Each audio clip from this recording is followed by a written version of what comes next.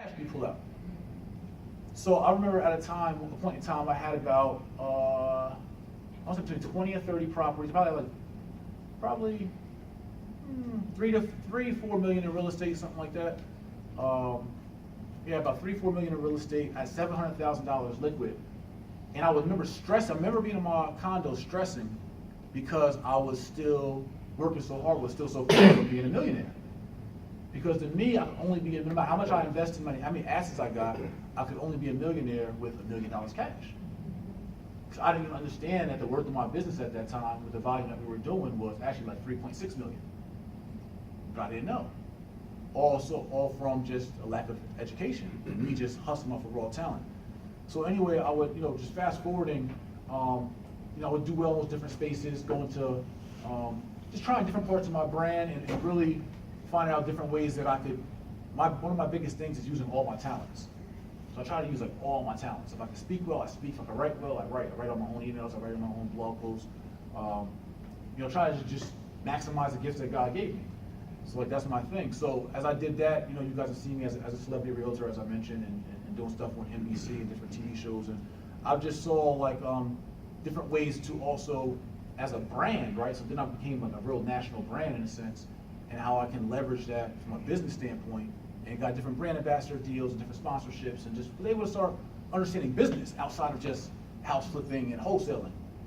And then I also understood being a realtor when I went to the space in Sotheby's in Alpine, New Jersey, which at the time was America's richest zip code, and became the first African-American male realtor hired by Prominent Property Sotheby's.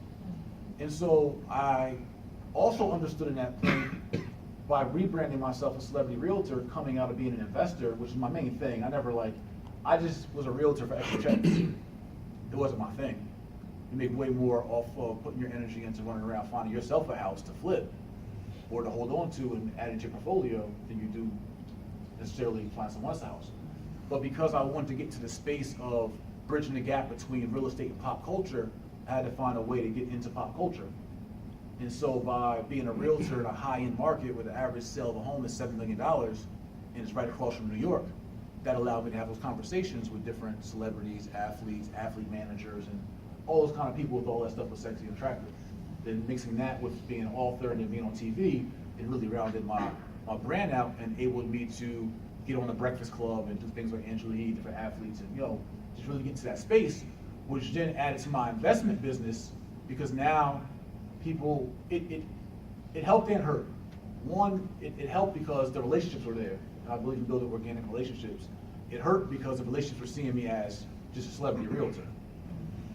Whereas in reality, I was a developer and investor at heart. But this was my brand entrance, right?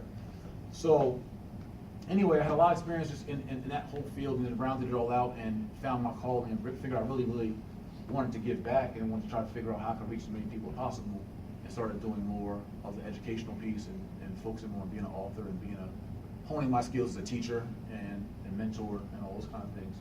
And so in full circle, what I realized that all those life experiences that I've had have a lot of value to them, and where I could reach people on different levels, because we all have different experiences, and be able to add that real value to a lot of different kind of people.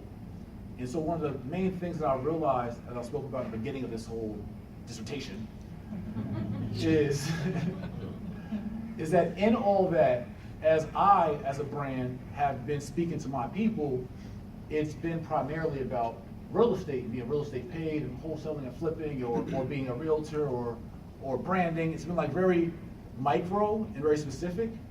But what I've come to realize, and just full revelation and full disclosure to you all, is that it's none of that singularly.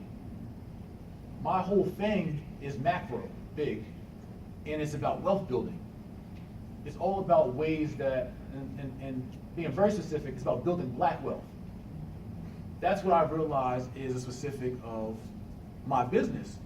Even with partners that are non-black. I have partners that are develop deals with me that are non-black, and I have partners that do apartment deals with me, and everything. It's not about that. It's about me understanding the condition of my community, and that everybody wants to play the fence of, you know what, I don't want to make it a black or white thing, so let's just be in the middle. Then no one ever intentionally helps the black people who are intentionally distressed the most.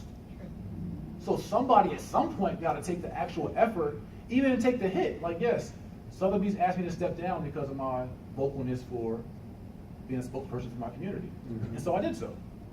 And I understand that other relationships may get hindered because of my intentionalness about building my community. And that's a very small sacrifice compared to many of the people before me who take very big sacrifices for the advancement of our people.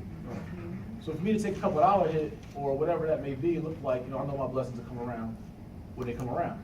So in that, what I want to you all to leave with or to think about in this kind of setting, we're not really set up to teach because I'll probably break out into a full lesson.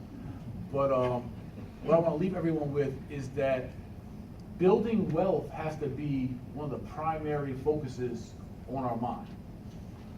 And building wealth, when we talk about, somebody put in a post today, is less about your assets and your money and more about your mentality and your discipline. That's the biggest thing that's missing from our community as black people. Our wealth building path is different than everybody else because we have a different experience than everybody else. And so for us, what I've realized is the mentality that has killed us the most and the discipline. And a lot of that even ties into our search for knowledge. It's the education. And then us who got the knowledge being intentional about giving it back in the best ways that we can. Because that's what's missing in our communities, that we don't know enough about enough. And so as I was breaking down what I'm going to go around the country talking about, I did a lesson for my Day with Jay students today. What I realized is there's a formula in my head that I never actually broke down that is the formula for how we build black wealth in America.